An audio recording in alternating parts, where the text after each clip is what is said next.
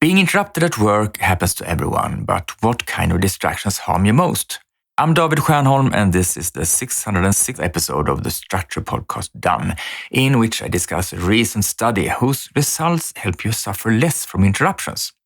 But first, has it happened to you that you lost track while looking for a document and accidentally saw an outdated one that you weren't looking for? You can avoid that from now on. How? Well, I'll show you in a short post on the Structure blog. You'll find a link there in the show notes.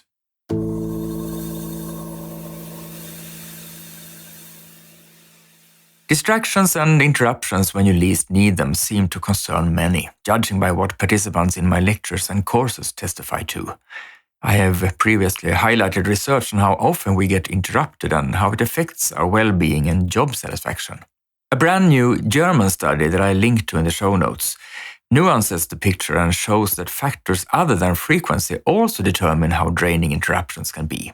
Who asks if you have a second, what the interruption results in, and in what form it comes also affects it to varying degrees. In the study, it was found that the two most stressful forms were phone calls and emails.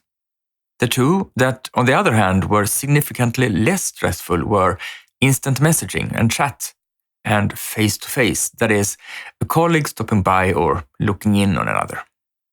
The researchers hypothesized that while a chat message is often informally formulated, short, and doesn't require much effort, an email is often more formal and requires more effort to respond to.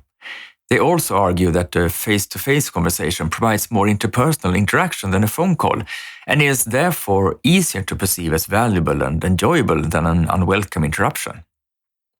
Those who need to work focused at times and also enjoy being part of a team, therefore, have something to gain by consciously choosing their preferred mode of communication, not just optimizing the number of interruptions they receive on a regular day.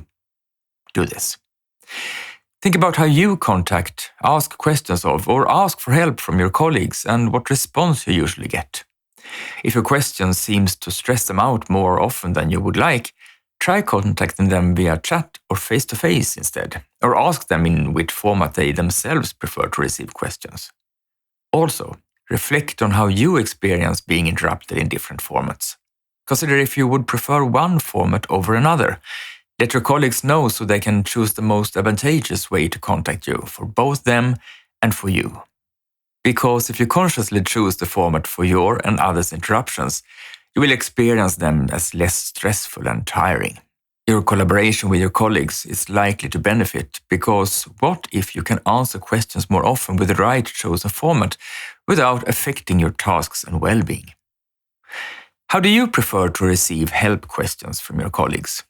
I'd love to hear how you and other readers experience it, so email me and tell me at david@stiernholm.com.